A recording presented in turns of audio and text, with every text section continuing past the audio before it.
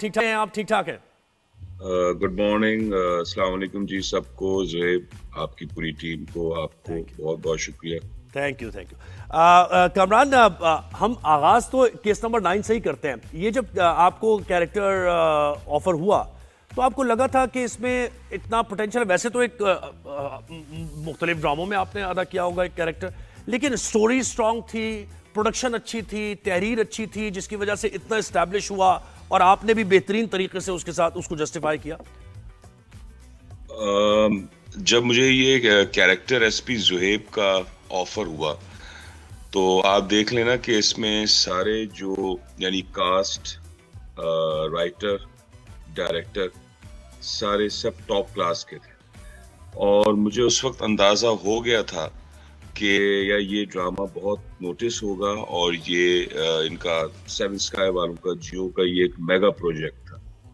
तो मुझे बताया गया कि जी इसमें आप एक अच्छे गुड कॉप का कैरेक्टर है और आपके ऑपोजिट जो है वो एक बैड कॉप है जो कि गौहर रशीद वो कैरेक्टर प्ले करेंगे। तो जब मुझे कास्ट बताई गई और जब मुझे शाहज़ेब खानज़ादा का बताया गया और जब मुझे स्क्रिप्ट के हवाले से मुझे थोड़ा सा बताया गया कि जी ये इशू है, इस मौजू पे ये ड्रामा बन रहा है, तो मैंने कहा जी ये ड्रामा छोड़ना नहीं चाहिए। तो इस तरह फिर ये ड्रामा मैंने एक्सेप्ट किया। और एक रेप विक्टिम की कहानी और जो हमारा निज़ाम इंसाफ है, किस तरीके से ज़ाहिर है हिंडरेंस और वो सारी चीज़ें उसमें नजर आई हैं। ये फायदेमंद हुआ कि एक जर्नलिस्ट ने ये कहानी लिखी, उसे पता है निटी ग्रिटी का, उसे पता है कि क्या लूप होल्स हैं हमारे सिस्टम में, तो वो बेहतरीन तरीके से उन्होंने उसको प्रोजेक्ट किया। ज़ुहैब, बहुत सी चीजें आप यकीन जानिए हमें भी नहीं पता थी। अब इस हवाले से ना बड़े लॉज अब बन गए हैं ना। तो जाहिर सी बात है, हमें अंदाजा था कि शाहज़ेब के पास इतनी स्टोरीज हैं और जो उनकी रिसर्च है वो बहुत अच्छी होगी। तो वो हमें भी बहुत कुछ इस ड्रामे से सीखने का मौका मिला। अवाम को तो सीखने का मौका मिला ही मिला, हमें भी बहुत सी चीजें सीखने को मिली इस ड्रामे से, ये स्क्रिप्ट करके। तो बहुत अच्छा लिखा शाहज़ेब ने, सब एक्टर्स ने बहुत अच्छा परफॉर्म किया। लकीली ओवरऑल जो सारी जो चीजें थी, डायरेक्शन वजाहत की आउट क्लास। और मैं समझता हूँ कि वजाहत केस 9 के बाद, बल्कि उससे पहले भी इंडस्ट्री के टॉप डायरेक्टर्स में अब शुमार किए जाते हैं। तो बहुत अच्छा, सब ओवरऑल कॉम्बिनेशन बहुत अच्छा रहा, बहुत मजा आया सबके साथ काम अच्छा करके। कामरान, ये भी मुझे बताया कि वैसे तो ड्रामा देखें एंटरटेन करने के लिए होता है, फिक्शन भी उसमें होता है, लार्जर देन लाइफ कैरेक्टर्स होते हैं, कभी कभार रियलिटी से हट के भी आप एग्जैजरेट करते हैं, लेकिन जब आप एजुकेट करने के लिए कोई ड्रामा बनाते हैं उसमें मुझे लगा कि इसमें थोड़ा सा अगर क्रिटिकल एनालिसिस किया जाए तो आउट ऑफ कोर्ट जिस तरीके से मसला हल हुआ, यानी मीडिया पर आकर एक शो में आके एविडेंस भी दिखाए गए, वहीं से पुलिस ले गई गिरफ्तार करके, मुझे थोड़ा सा नेचुरल यानी ऐसा होना चाहिए, ये प्रेसिडेंस सेट होनी चाहिए कि मीडिया की पावर इतनी हो कि एक कोर्ट में मामला चल रहा है, सब जुडिस मैटर है, जज ने फैसला करना है, लेकिन सम वे और दी अदर आप इन्फ्लुएंस कर रहे हैं मीडिया के क्लाउड के जरिए, चाहे वो रेप विक्टिम को आप फायदा ही पहुंचा रहे हैं। ये मुझे बहुत सुनने को मिली चीजें सोशल मीडिया पे भी, बहुत से लोगों ने व्लॉग में और वैसे बहुत जगह ये बातें सुनने को मिली कि जी ये फिर कोर्ट की अहमियत क्या रह जाएगी कि जब सारा जो है सब कुछ मीडिया ही कर जाएगा। देखिए, शाहज़ेब ने अगर सोचा होगा तो बहुत सोच समझ के ये चीज लिखी होगी। बहुत सी जगह पे ये भी मुझे सुनने को मिली चीजें कि जी शाहज़ेब ने अपने आप को प्रमोट किया, अपने प्रोग्राम को प्रमोट किया। अरे शाहज़ेब का प्रोग्राम ऑलरेडी यार पूरी दुनिया देखती है, पूरा पाकिस्तान देखता है, उसको प्रमोट करने की क्या जरूरत है शाहज़ेब को। तो मेरा ख्याल है कि ये सही है मेरे ख्याल से। अगर उन्होंने मीडिया की आवाज को आप कैसे दबा सकते हैं और सोशल मीडिया की आवाज को आप कैसे दबा सकते हैं, अगर वो सारी चीजें शाहज़ेब ने अपने प्रोग्राम में सारे एविडेंस के साथ खोल के रख दी हैं चीजें, तो इसमें मेरा ख्याल है क्या हो गया, क्या। हाँ बिल्कुल ऐसे ही, तो मुझे सोशल समझ मीडिया नहीं। पे हर जो ज़ाहिर है अपनी मर्जी से हर इंसान बात करता है, कोई इसमें फिल्टर तो है नहीं। जी। अच्छा एक और चीज़ आपकी, यानी पूरा खानदान ज़ाहिर है, आपके बड़े भाई भी और आपके फादर भी, तो कभी कभार ये डिसएडवांटेज हो जाता है फील्ड में या इसका फायदा होता है आपको कि हमेशा लोग जज करते हैं आपको कि यार ये भाई की परफॉर्मेंस ऐसी है, इनकी तो इतनी अच्छी नहीं है, या इनकी अच्छी है, भाई की परफॉर्मेंस होता है ऐसा? यार ज़ोहेब, लकीली और अल्हम्दुलिल्लाह मेरे साथ इतना ऐसा नहीं हुआ। शुरू शुरू में जैसे मैंने अपने इंटरव्यूज में भी कहा है कि प्रेशर बहुत होता था कि जी कुर्बान साहब का बेटा है तो उस हवाले से एक्टिंग कुर्बान साहब के लेवल की होनी चाहिए। फिर अदनान आए इस फील्ड में, फिर मैं आया। अदनान उससे 4-5 साल सीनियर है। लेकिन मैं ये समझता हूँ कि यार हर एक एक्टर का अपना एक स्टाइल होता है। मेरे फादर का अपना एक स्टाइल था, अदनान का अलग अपना एक स्टाइल है, और मैंने अपना एक स्टाइल अपनाया। सही बात। तो मैं ये समझता हूँ कि ये सब बातों पे बंदा कान ना ही धरे तो बेहतर है, काम पे फोकस कर, सुकून सही से बात। काम करे तो आप ज्यादा इंजॉय क्या करते हैं वैसे? आप नेगेटिव रोल्स इंजॉय करते हैं या पॉजिटिव? क्योंकि मैंने देखा है कि वर्सेटाइल बहुत है आप, कि अगर नेगेटिव कर रहे हैं और एट द सेम टाइम कोई ड्रामा आपका कॉमेडी में है, तो वो फिर आप बिल्कुल उस फील को अपना लेते हैं। तो वैसे इंजॉय क्या करते हैं आप? या मुझे ज़ोहेब काफी अरसे से नेगेटिव रोल्स बड़े ऑफर हो रहे थे और हो भी रहे हैं। लेकिन मैं ये समझता हूँ कि यार नेगेटिव रोल्स में जो है ना परफॉर्मेंस का मार्जिन बहुत होता है। और शुरू शुरू में बल्कि आज से कोई 7-8 साल पहले, 9 साल पहले बड़े पॉजिटिव रोल्स किए।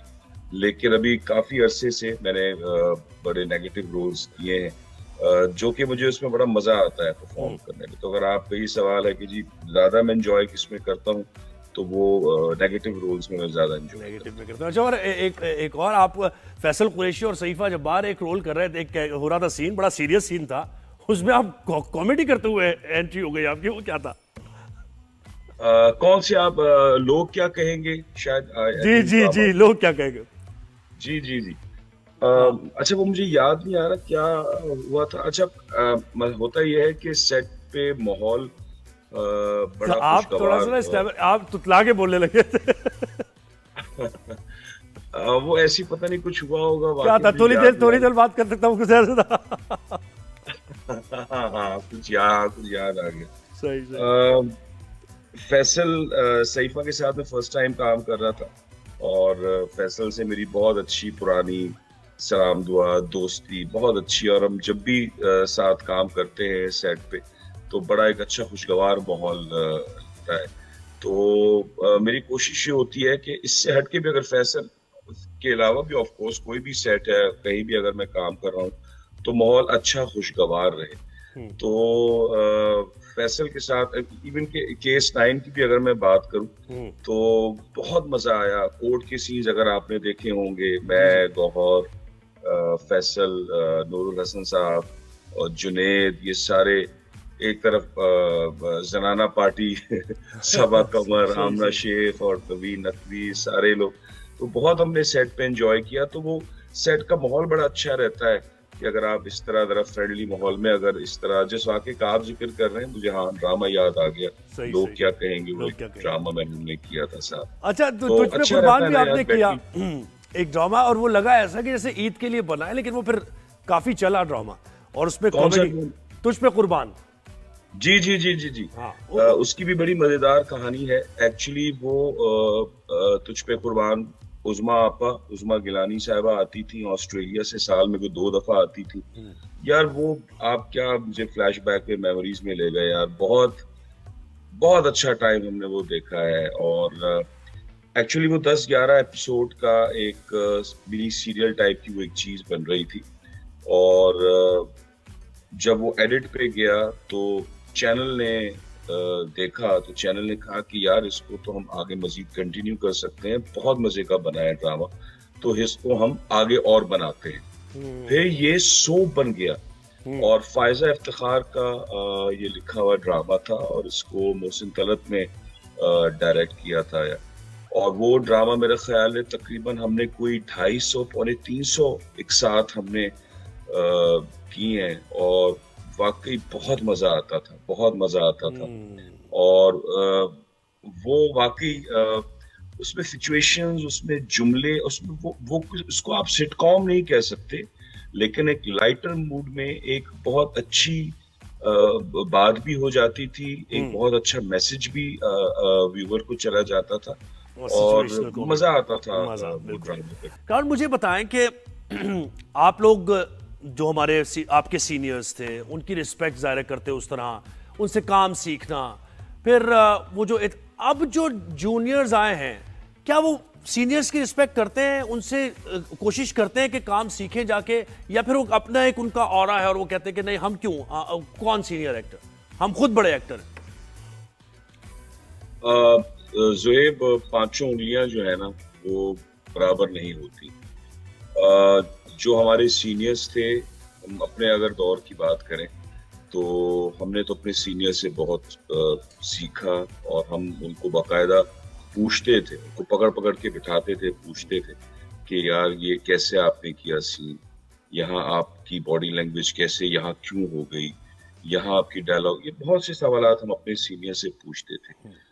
मेरा अपना एक जाती ख्याल है, बहुत से हमारे जूनियर्स माइंड भी कर जाएंगे, मैं मेजोरिटी की बात बता रहा हूँ, मैं ये नहीं कह रहा हूँ कि 100% सारे, अब जो जनरेशन आ रही है, अब जो जूनियर्स आ रहे हैं वो ऐसे ही हैं, लेकिन ज्यादातर आपको सारे सीखे सिखाए हैं और सबको पता है कि कैसे काम होना है। इतने अरसे काम करने के बावजूद, और मेरे भी जो आगे जो मुझसे भी ऊपर सीनियर जो लोग हैं, वो आज तक इस काम को समझ ही नहीं पाए। जिस दिन आपने ये काम समझ लिया ना ज़ुहैब, उस दिन आपका डाउनफॉल है। तो लेकिन आजकल की जनरेशन को, आजकल के जूनियर्स को सब कुछ पता है, तो उनको समझाने की जरूरत नहीं है। लेकिन उसमें अच्छे मैं ये कहता हूँ कि जूनियर्स भी हैं जो कि सीखना चाहते हैं, जो कि पूछते भी हैं, तो उनको हम थोड़ा बहुत हल्का सा हम गाइड कर देते हैं। लेकिन आज का जूनियर, हम तो अपने उसकी रिस्पेक्ट में हम अपने सीनियर्स के लिए जब तक वो बैठ नहीं जाते थे हम खड़े रहते थे। मेरे ख्याल से आज शायद का ऐसा है उसमें कि जूनियर जो उन्होंने है वो वो तो पीटीवी के चक्कर नहीं लगाए, कोई छोटा सा रोल लेने के लिए उन्होंने प्रोडक्शन हाउसेस के चक्कर नहीं लगाए, उन्हें शायद वैसे ही मिल गया प्लेट में रख के, इसलिए उनको इसकी इंपॉर्टेंस नहीं बहुत पता। बहुत बहुत बहुत अच्छी बात की आपने ज़ुहैब। ये एक बाकायदा एक प्रोसेस था।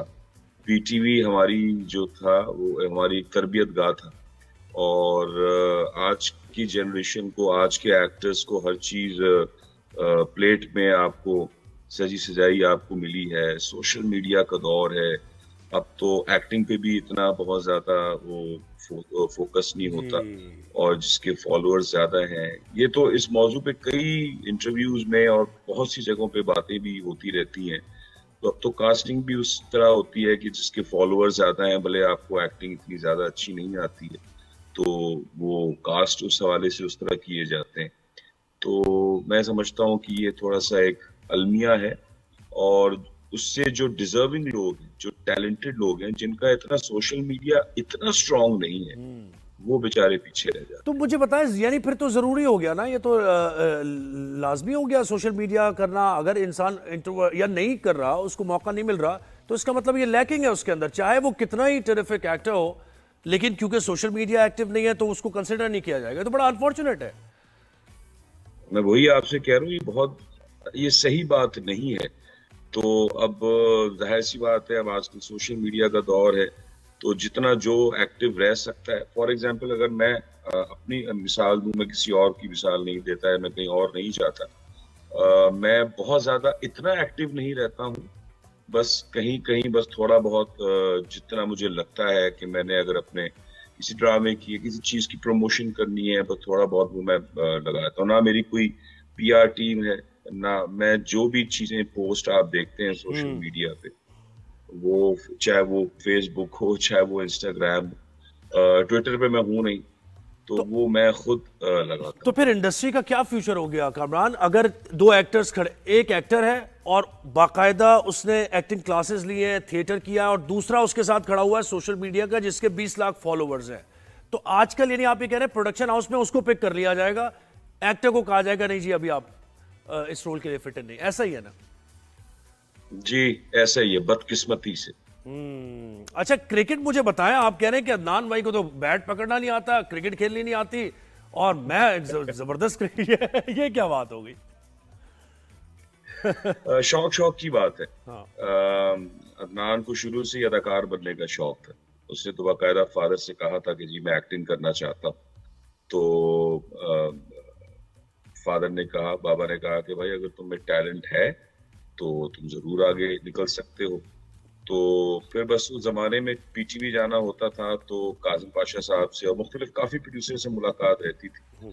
तो वो सवाल से काजिम पाशा साहब से मुलाकात हुई। तो अदनान का पहला ड्रामा था एतराफ, अगर आपको याद हो तो, और उसमें दोनों आमने सामने थे, फादर भी और अदनान भी।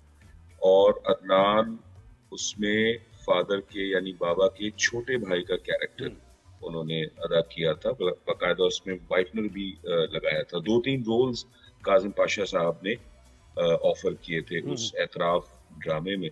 तो अदनान ने सबसे मुश्किल और चैलेंजिंग रोल चुना। तो उसने कहा कि जी मैं ये बाबा के छोटे भाई का कैरेक्टर और वो ये भी करते होंगे, नहीं तो, बैटिंग की जो क्रिकेट की बात है ना, वो ये करते होंगे, मेरा बड़ा भाई भी करता है, बैटिंग ली और उसके बाद जाओ मैं नहीं खेल रहा और कामरान हो रहा है यार मेरी बैटिंग तो दो। नहीं ऐसी बात मैंने कहा ना, अदनान को कभी भी वो आपको क्या बताऊं, उसको तो मेरे ख्याल से सही तरह बल्ला भी पकड़ना नहीं आता। तो ये रिजवान बाबर के साथ क्या हो रहा है? मैं कह रहा हूं आप खेल रहे होते ना तो शायद उससे अच्छा परफॉर्म कर लेते।